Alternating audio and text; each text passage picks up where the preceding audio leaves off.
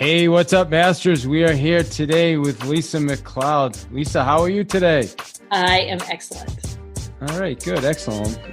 Thanks for joining us. We see you got your books there in the background, Leading with Noble Purpose and Selling with Noble Purpose. And so I'm excited to talk to you today. Likewise. Learn more about those books and what exactly that means for our listeners. Before we get to that, though, I do want to tell everybody to sign up right away for our meetup coming this month in September. Guys, it's September 10th. We have Mr. Michael Burnoff, author of Average Sucks, is going to be joining us for, live Q&A. He's going to talk to us about why being average it's a mindset thing, right? But listen, go to davidsmeetup.com right now. David's Meetup. Get registered for our meetup, and you're going to have some fun. The Matarazzo brothers are joining us as well. So make sure, as a matter of fact, stop this podcast right now. Go to David's Meetup, sign up, and it's going to be amazing. Next Thursday, 6 p.m., September 10th. Do not miss the meetup. All right. That said, let's get back to Lisa. Lisa, who is definitely not average. You're definitely not average. I love it. Yeah, and it's an interesting conversation, because most people think that it is about that, but it's all about mindset, And, it's interesting. This is a good lead into our topic because my work is based on some studies about mindsets of sellers, and we uncovered some surprising information about the top performers. Interesting. All right, cool. So you are an author, obviously multiple books. Tell us some stuff about yourself. Who are you? What do you do? So probably the thing I'm best known for is selling with noble purpose. So I am an author. I am a sales consultant. I speak around the world. We do a lot of sales training. And so what we bring together is the money and the meaning. The money and the meaning. Mm-hmm. Tell us more. So a lot of my work is based on something that I actually stumbled upon. I had been a sales consultant for many years, background in sales, former Procter & Gamble sales. I'd been a VP of sales for a sales consulting firm. And many years ago, I went out and started my own firm. And one of my early projects was an assessment for a big biotech company of their sales team. And they wanted us to identify what made the top performers the top performers. And so we went out in the field and we did ride-alongs with the people. We did interviews with the people. And if you've been in sales for any length of time, I'm sure you know the difference between the good performers and the poor performers is really easy to spot. We know what it is. The discipline, the sales, rigor, the product knowledge, all that. But this company wanted to know something different. They wanted to know what made those top tier, the 1%, what made them different. And so they had us do this blind study. We went out in the field, we worked with all these salespeople, and some were good performers and some were top performers. And we didn't know who was who, no bad performers. And we were trying to find out what made them unique. So we watched their sales calls, how many calls they make, what they talk about, how many questions they ask, but we also did these one-on-one interviews with them. And that's where I found gold. I was doing a ride-along with one rep, is in Phoenix, Arizona. At the end of the ride-along, we were at the airport. She's dropping me off. If you've ever been to Phoenix, it's hot as hell. And I'm sitting in the air-conditioned car thinking, I got to get out. I got my suit on. I got to slip my bags. I'm just kind of taking a breath. And I turned to the sales rep and I asked her, what do you think about when you go on sales calls? What's in your head? And her answer wound up charting the 10-year course for me. She said, well, I always think about this one particular patient. She said, I was standing in a doctor's office one day with my, pharma name badge on. And this little old lady comes up to me and says, I want to thank you. She said, you're the rep for this drug, right? And she said, yeah. She said, well, I want to thank you. I want to thank you for giving me my life back. Because prior to taking this, I couldn't go anywhere or do anything. But since my doctor's given me this drug, I can get on a plane. I can visit my grandkids and I can get down on the floor and play with them. So thanks for giving me my life back. And as this sales rep is talking, she's getting really emotional. And this was 10 years ago. She's getting really emotional. And she said, that's my purpose. That's why I do my job. And so I thought, maybe that's the thing, this sense of higher purpose. So flash forward, I study all the interviews. I find 5 salespeople that allude to this. They don't say it out loud, but they allude to it like, my dad was a doctor. I want to help the doctor. Go back to the study, to the pharma company, big biotech company. The chief revenue officer says, so who do you think are the top performers? I say, I think it's these 5. And I was right. I was 100% right. And that one rep was the number 1 performer in the country 3 years in a row. And so at that moment, all the executives at the bio company think I'm like some magic witch. I've figured out who these top people are. I didn't realize it's going to take me 10 years to decode that magic and figure out how to implement it. But the data has since held up. Salespeople who are driven by this sense of noble purpose, who really want to make a difference to their customers, outsell salespeople who are focused on targets and quotas. Interesting. Yeah, I mean, it makes sense when you hear it. How does that show up though, right? So is it a sense of, hey, I really care about you and I care about your goals, or like how does that show up? I guess it shows up in 1,000 different ways, behavior, but where it starts is, what's your North Star? And so what we found, I tell this to the bio company, it's these 5, and they go, oh my gosh, what is it? And I said, well, they have a different story in their hearts. I tell this to a bunch of finance and scientist guys. And I didn't quite have it down then to understand how to get that mindset. And that's what my work has been based on in the last 10 years. And so I'll give you a clear example. It's the difference between, and this actually can be taught. What we found is that this noble purpose mindset, and there's some skills associated with it, are innate in the top performers, but it can be scaled across an organization. And it's the difference between, imagine if you are my coach and I'm about to make a sales call. You would probably ask me the typical questions. When are you going to close it, Lisa? How much is it going to be? Who's the decision maker? What are we selling? What's the competition selling? But there's one question you can ask me that will change my entire mindset. How will the customer be different as a result of doing business with us? And so what you've got to do is, you have most sales teams, their end game is the quota. It's the target. It's the revenue. But what we found is organizations with a purpose bigger than money, whose end game is to improve life for customers, actually outperform the competition by over 350%. Because the conversation inside a sales organization is usually, when are we going to close it and how much is it going to be? But when the conversation becomes, how are we going to improve life for customers, and we measure that, everything changes. And it's interesting because salespeople are told, focus on the customer, but they're told that in a very generic way. Most of what the daily thing is where are you on your number? Where are you on your number? And that's the input they're getting. So you got to change the input. Yeah, absolutely. Yeah. I mean, I agree 100%. I think if you make it about the other person, you're going to win anyway. I'm also guessing, to be a top performer, there's another side of it, which is, you have to have really good systems in place. You have to have good follow-up skills and things like that, right? Because I know there's a lot of really, really great people that care tons and tons about other people, and their whole desire in life is to help and make a difference, but yet they're not actually performing at a high level. They don't have the discipline. And so I liken it to, after years of not really liking sports analogies, I came up with one. And the sports analogy is this: figure skating. In figure skating, you have 2 scores. You have technical merit and you have artistic impression. And if you don't get the technical merit and you can't do all the jumps and turns, you're going to lose. But even if you can do all that, the Olympics are won and lost on artistic impression, which is that, how did you connect? How did you feel? And that's what selling with noble purpose does. You've got to get all those basics in place. But what we've done is we've used, and there's a series of things you can do with the sales team, we've used it to take good sales teams to the next level. Because like you said, if you don't have, I can sit here and want to make a difference all day. If I don't reach out to customers, it's going to stay in my heart. It's not going anywhere else.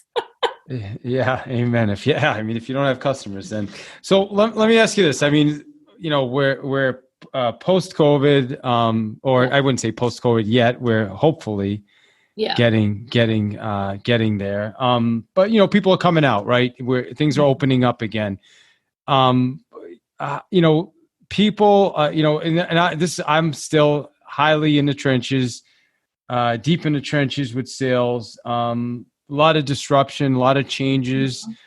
How are people, like, it just seems like these days, I don't know if it's just everybody not everybody, I'm generalizing, but a lot of stressed out people, and there seems to be a lack of trust.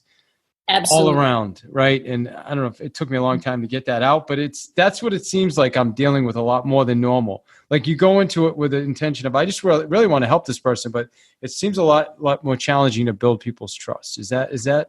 It is absolutely more challenging now. And there's a couple of reasons. So we are looking at a health, social, and economic crisis. So whether you are intimately affected by it, you are or not, you're affected culturally. And so what that's created is it's created these two forces in sales. It's created in organizations this force that's worried about the economics, that's pushing their sales teams and saying, close it, close it, close it. Or if you're an entrepreneur, you're feeling the heat. You're like, I got to close something right now. But yet at the same time, because of what's happened with everybody going virtual, with customers being more stressed, with customers worried about money, you have this other force, which is a growing chorus of customers saying, are you here to help me, or are you just trying to close me? And so you've got salespeople pushing her to close and customers saying, wait a minute, this needs to be about me. And so what we've seen is this transactional, self-oriented seller was already on the decline. COVID marked the death of that because customers do not have time for that anymore. We work with one chief revenue officer, and he summed it up really well. He said, I want my salespeople to be seen as helpful, not scavengers. And so what we know is that when anyone's afraid, when you say people aren't trusting each other, it's because we're all afraid. And our little lizard brains have been ignited. And what do I do when I'm afraid? I care about me and my own. And I'm going to hunker down. And it makes me defensive and less trustworthy, less trusting of people. And so we've got a whole collective business community in that mindset. And so the sellers who break through will be the ones whose organizations say, let's take a deep breath here. We're playing a long game. We are playing a long game, and our job, and this is the thing that we really were able to discern, that when you sell with noble purpose, it's not just about pleasing the customer, it's about improving the customer. And those are two very different things.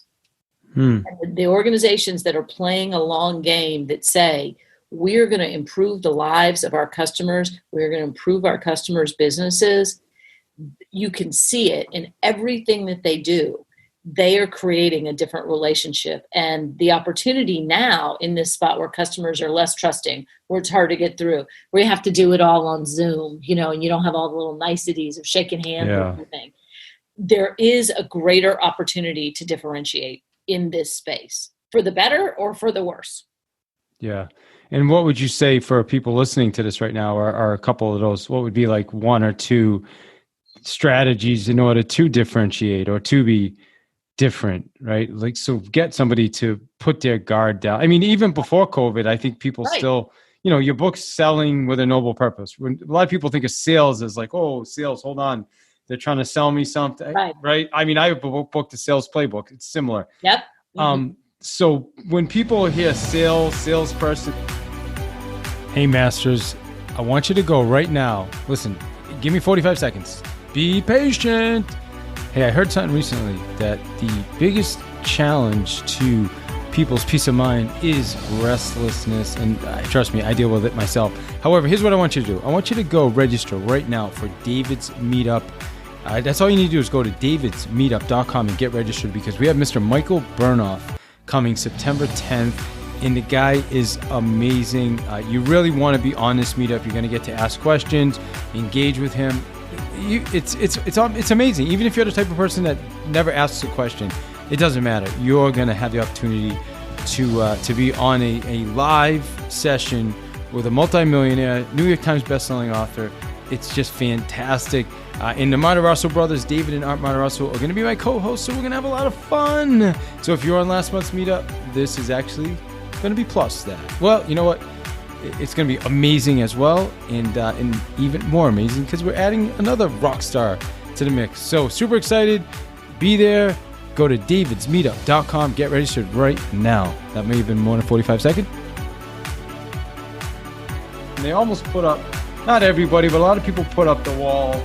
Yeah. Almost immediately. Like, hold on, I don't want to be sold anything. So how did we get beyond that?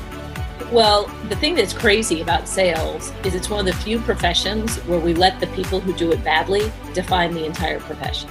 Because we all know there's bad ministers, there's bad teachers, there's, bad doctors, but we don't let those people define the profession. But somehow this image of this pushy, horrible salesperson is the salesy. And the people who are truly in it for their customers are not salesy. I beg to differ on that. Those people who are truly in it for the customers are the epitome of sales.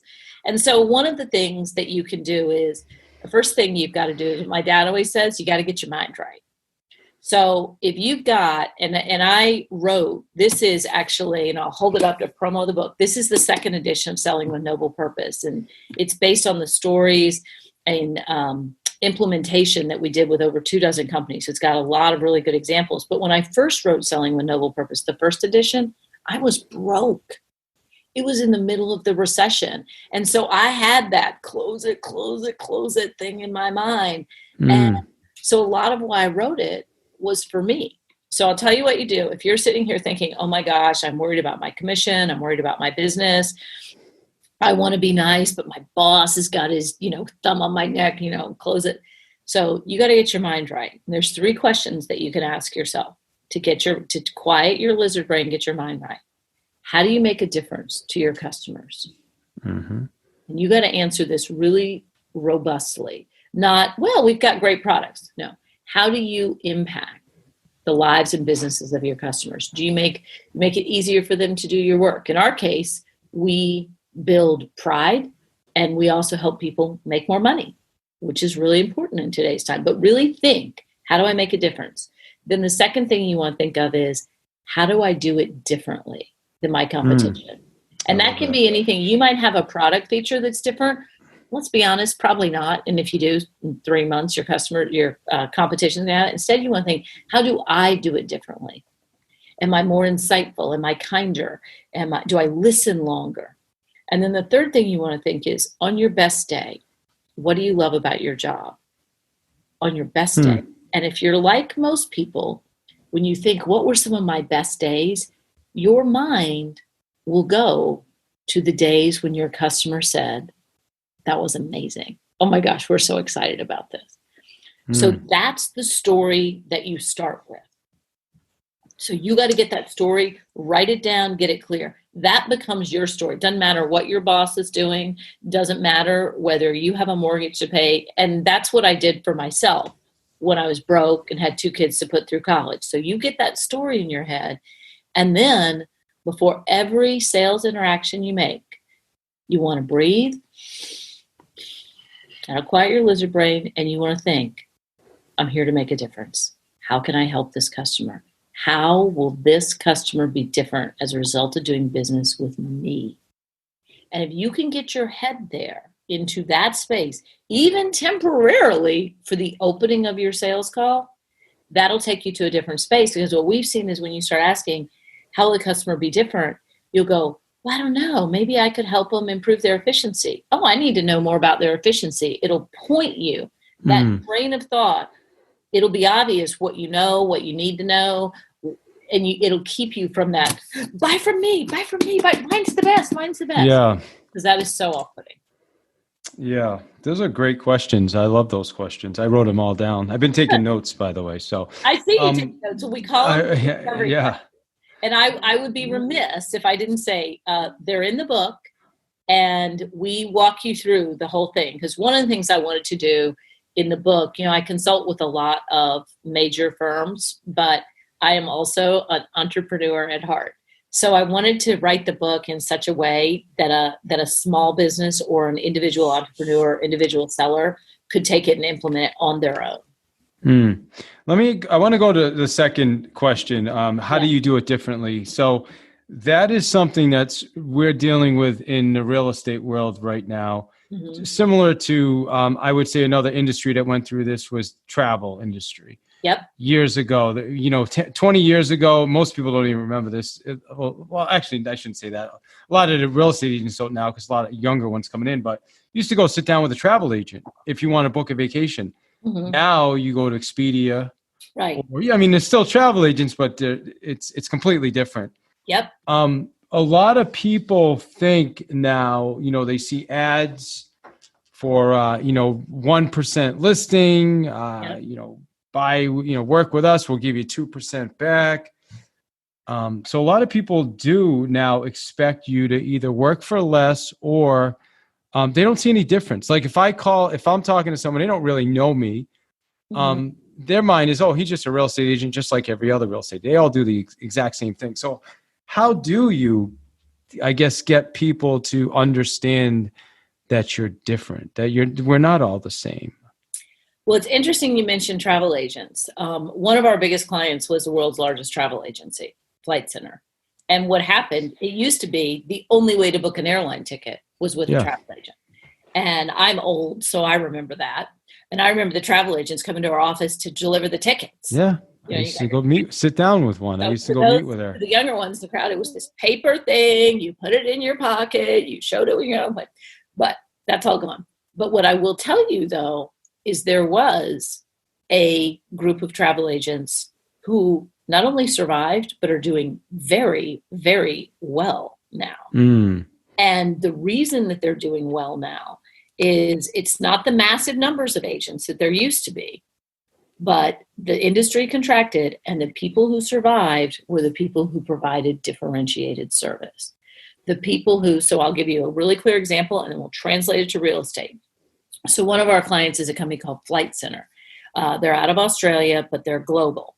And they decided that what we call their noble sales purpose was we care about delivering amazing travel experiences.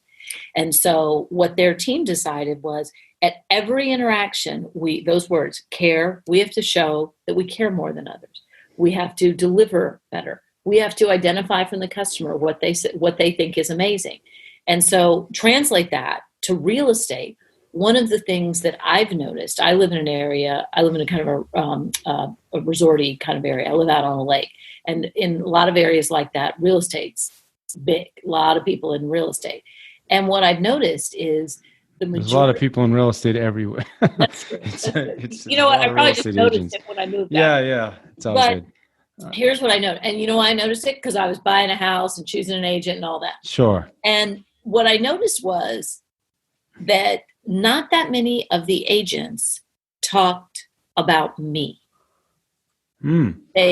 So on the buy side, they talked about, what are you looking for in a house? And I have one agent who is the agent I chose who said, how do you want to feel when you wake up every day in your new house? What do you want to see? That's cool. I was like, oh, okay. And then when I think of the agent that I sold my previous house with, and I interviewed a lot of different agents, I, like most sellers, my main thing was the price. But I had an agent who walked in and said, a family is going to be really happy here. I can picture a family walking into this house and just falling in love. And my job will be to find that family for you. And that may also be the female in me who put a lot of hours into making that house beautiful, but that agent stood out. And then, of course, I wanted to know, well, what's your marketing plan? But what she was doing is she said, I'm finding the family who's going to walk in, pay full price, and love this house. And that language made her stand out. And I went, let's get that one that said the family. Let's get her. She was also honest with me. She said, fix this, cover up that, and don't worry about the rest. We're good to go. So I was looking for some subject matter expertise, looking for some energy. Yeah. But when you think about what differentiates you, you might be surprised. It's especially in a residential setting. It's not the one who says, well, I've got an email database of 50,000. Well, I've got 25,000. Like you don't buy and sell houses that often. If you're the customer, those things aren't that significant to you. They will be on the results, but what's significant to you is the person that speaks to you in a very human language about this thing that was a defining thing of your life that you're selling, and it's going to be a defining thing of your life that you're buying. Yeah. And that's what we find in any level of seller. What differentiates you is the language. And the language is the tell of whether you're looking at me and seeing that this is a big deal for me, or whether your headspace is all about yourself. Love it. So it sounds like it wasn't everything for you, but that's where it started. It sounds like where it started. That was important for you. That opened the door for the connection. Yeah. For her to then talk more. And I would also tell it might have been planned, but it was also authentic. Sure. Of course. Yeah. Absolutely. You could absolutely read that. Well, it's interesting because, we're trained to ask people, why are you selling? Where are you going? What's important about that? The digging 3 deep with the questions. And I think there's a level of, you're just kind of going through the motions of asking the questions, and you're not really, I see it all the time, and they're not necessarily even really listening to the answer. It's just to try to get to okay, this is the ultimate motivation. So now I can use this to help. And based on that, so I want to kind of wrap on this is, you talk about, how does somebody master the art of selling, but without being like manipulative, right? Because you said being icky or manipulative in the questions you sent me. So how does somebody do that? How do you master this without people being that, or people because it doesn't really matter if you're being it or not, but if people are sensing, feeling that you're being it, then you are being it. It's perception. Yeah. Right. So we have a thing in the book that we call the 10-second game changer. And so when I talk about, you've got to get your head in the right space, I could ask you the same question and you could read an entirely different intent. And so one of the mistakes people make is they say, I got to get the right questions. And you do. But I could say, where were you last night? Where were you last night? I mean, that's the same question, but it's 2 totally different ways. And so your questions of what prompted the move? So where are you going? I can ask those questions. What prompted the move? Where are you going? Do that. Or I can look at this real live human being and realize this is a pivotal event in their life. You may do 50 transactions this month. You may do 5. I don't know how many you're doing. But this person's only doing 1. This is the most important thing in their entire life right now. Yeah. And so when we talk about the 10-second game changer, it's back to that. Breathe. Think. I have a plan, and I'm flexible, and I'm here to make a difference. And if you reorient your mind, do that in the car before you get out, reorient your mind. The typical seller, and this is entirely natural, will think, I'm here to get this listing. Reorient your brain, say, I'm here to find out what this person is trying to achieve with their big, wild, wonderful life and what role real estate plays in that. So when they say, I'm going here, you want to think, why are you going there? That sounds exciting. Or I'm getting divorced and we can't afford that to stay in the house. That's 2 entirely different conversations. But give yourself permission. What keeps you from being able to lean into their emotions are your own worries and fears clouding it. What do you mean by that? Am I going to get this listing? How much can I sell this house? How much am I going to sell it for? Who else are they talking to? That's all your shit. You got to get that out of your head. And if you have some things that you want to say about yourself that you think are differentiators, write them down so that you won't forget them. But if they're acting as pop-up windows in your head, you're going to be like the guy at the bar that says, so tell me about yourself. You don't want to know about me. But what about the other side where the person's like, well, I don't know if I should really ask that question because it's too personal. And is that part of it as well? I tend to err on the more personal side, and 99% of the time it has not done me wrong. Mm, And if someone is selling their house or buying a house, again, this is such a pivotal moment in people's lives. This is to ask the question, so what prompted the move? That person can tell you, I just want a bigger house. They don't have to tell you, I hate my husband and we need separate bedrooms. Whatever. If you say, so what prompted the move? I can tell the difference between someone going, so what prompted the move versus someone going, so what prompted the move? I can tell the difference between someone who is genuinely interested in me. And all it takes, I think most people that are in real estate, it's like the rest of us. They want to make money. They want to be a nice person. They want to close deals. They want to help people. We got all this stuff.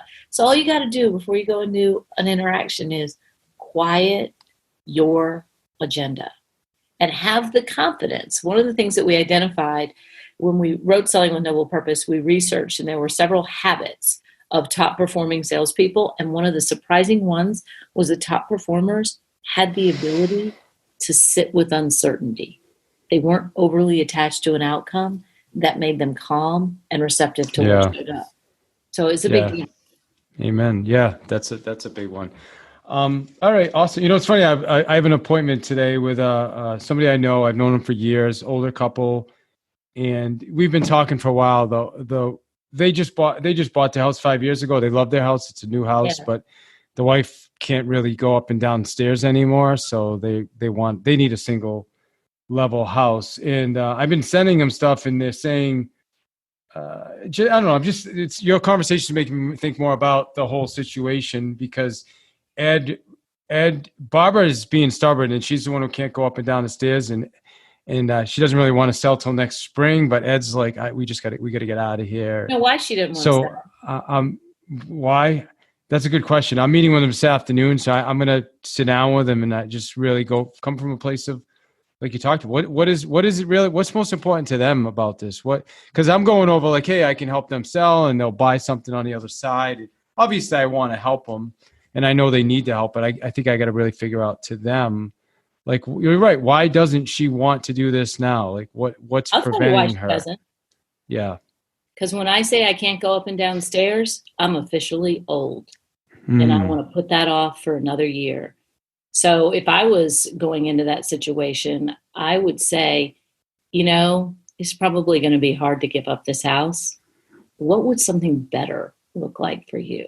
What would be something that you could look forward to, that you could be excited about? Because this is a beautiful house, and I don't want you to feel like you're having to take a step back in life. Yeah, that's a great way to help you take a step forward and find something in a new house that's more exciting than this house. Because as someone whose parents couldn't do the stairs, that's like goodbye to my youth. I'm officially old. If I can put that off for another year, believe me, I will. Yeah. Yeah, I love that you said that. That's awesome. You should get your real estate license. Yeah. All right, awesome. So in wrapping this up, I mean, we jumped around a little bit. It was awesome. What would you say? I mean, for people listening, like, if somebody only took one thing from listening to this today? I mean, what do you want them to take from this conversation?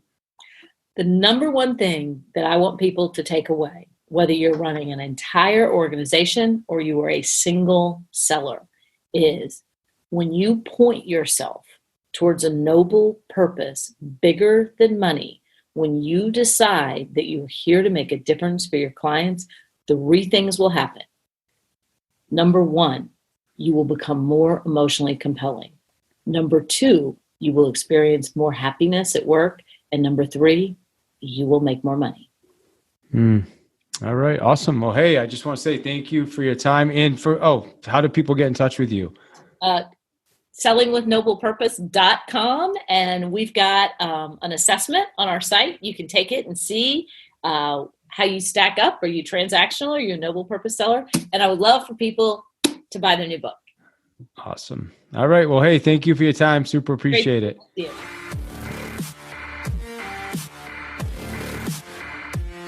Hey, Masters, 45 seconds. That's all I ask. I appreciate you listening to the show. I don't know if I say that enough, but I know you can invest your time wherever you choose. So thank you for spending it here with us. Remember, if you want any information on me or my events coming up, just go to my website, which is davidihill.com. Again, davidihill.com. Click on the events tab. You've got webinars, you've got past webinar replays, everything is there. You can also get access to our sponsors there if you click on the affiliates link. So again, everything is at davidihill.com, and we'd love to have you join us on our Facebook community, which just go to Facebook and search groups, which is Path to Mastery. And finally, as you know, you can get yourself a free book by going to davidsfreebook.com. My friends, again, I just want to say I appreciate you spending time with us. Oh my gosh, I forgot to review. If you would, it helps so much if you'd be willing to go give me a review, and then email a review to me at david@davidihill.com. Email it to me. I'll read it on air for you. And I just want to say I appreciate you again for listening to the show. You rock. Enjoy the rest of your day.